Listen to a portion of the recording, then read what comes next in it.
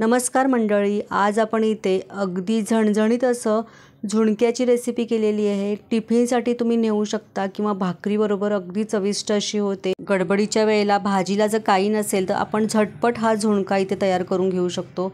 चवीला छान होतो। त्यासाठी सगळ्यात अगोदर इथे मी एक कढई गॅसवर गरम करून घेतली। त्याच्यामध्ये 1 टेबलस्पून तेल घातलेलं आहे। तेल हलकंसं गरम झाल्यानंतर ह्याच्यामध्ये मी मोहरी घातली अर्धा चमचा जिरे घातले। जिरे आणि मोहरी चांगली ते फुललेली आहेत। त्याच्यानंतर कढीपत्त्याची काही पानं घातलेली आहेत आणि त्यानंतर याच्यामध्ये ठेचलेला लसूण घातलेत। लसूणाच्या एक 5-6 पाकळ्या मी ठेचून घेतलेल्या आहेत। त्यानंतर इथे मी 2 मोठे कांदे उभडसर असे चिरून घेतले होते, ते या फोडणीमध्ये घातलेत। कांदा आपल्याला इथे फोडणीमध्ये चांगला परतून घ्यायचा आहे। हलकासा ट्रान्सपरंट होईपर्यंत कांदा परतून घ्यायचा आहे आपल्याला। खूप अगदी लालसर करायचा नाही आहे। इथे तुम्ही बघू शकता आपला कांदा परतून झालेला आहे। त्यामध्येच मी अर्धा चमचा हळद घातलेली आहे। 1 मोठा चमचा इथे लाल तिखट घातलेला आहे आणि तिखट घातल्यानंतर सुद्धा आपल्याला हे सगळं मिक्स करून घ्यायचं आहे।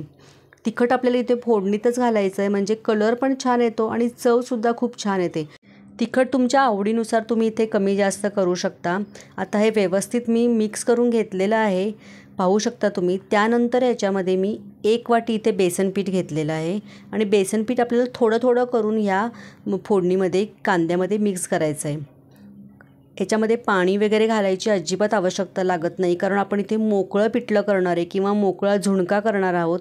त्यामुळे याच्यामध्ये पाणी घालायचं नाही आहे, फक्त थोडं थोडं करून पीठ घालायचं आहे। पीठ आपण परतवताना ते भाजलं जातं आणि खमंग असं होतं आणि त्यामुळे पिठलं अगदी मोकळं होतं आणि चवीला पण खूप छान लागतं।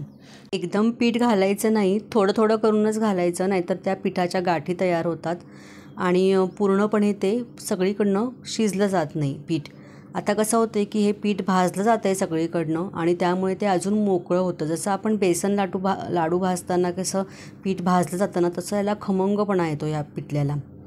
या प्रकारे आता हे सगळं पीठ मी इथे लावून घेतलेलं आहे। एवढ्या कांद्यासाठी मला 1 वाटी पीठ लागलं होतं बरोबर। पूर्णपणे आता मिक्स करून घेतलेलं आहे। तुम्ही बघू शकता मस्त मोकळं असं हे तयार झालेलं आहे। आता याच्यामध्ये चवीनुसार मीठ घालायचं, सगळ्यात शेवटलाच मीठ घालायचं। अगोदर मीठ घातलं तर कांदा आणि मीठ एकत्र झालं की त्याचं पाणी सुटतं, त्याच्यामुळे सगळ्यात शेवटला आता इथं मीठ घातलेलं आहे आणि त्यानंतर आपल्याला याच्यामध्ये थोडासा पाण्याचा हापका द्यायचा आहे, खूप नाही, अगदी थोडासा असा मी पाण्याचा इथे हापका देऊन घेतला। हे बघा या प्रकारे, म्हणजे काय होतं की थोडासा मऊसूतपणा याला होतो आणि मोकळं पण होतं। तुम्ही टिफिनला घेऊन जाऊ शकता किंवा भाकरीबरोबर अप्रतिमच लागतं। कोल्हापूरची शान असलेलं हे मोकळा झुणका किंवा मोकळं पिठलं, कोरडं पिठलं इथं केलेलं आहे। मस्त चविष्ट होतं, एकदा करून बघा ही रेसिपी, खूप छान चवीला लागते। पाण्याचा हापका दिल्यानंतर पुन्हा एखाद मिनिटभर हे परतून घ्यायचं, म्हणजे अजून लगेच मोकळं होतं ते। त्यानंतर इथे भरपूर अशी कोथिंबीर घातलेली आहे। मस्त आपला हा मोकळा झुणका इथे तयार झालेला आहे। टिफिनला नेऊ शकता किंवा प्रवासामध्ये घेऊन जाऊ शकता किंवा भाकरीबरोबर अप्रतिम लागतो। गडबडीच्या वेळेला भाजीला काही नसेल तर पटकन हा मोकळा झुणका करू शकता।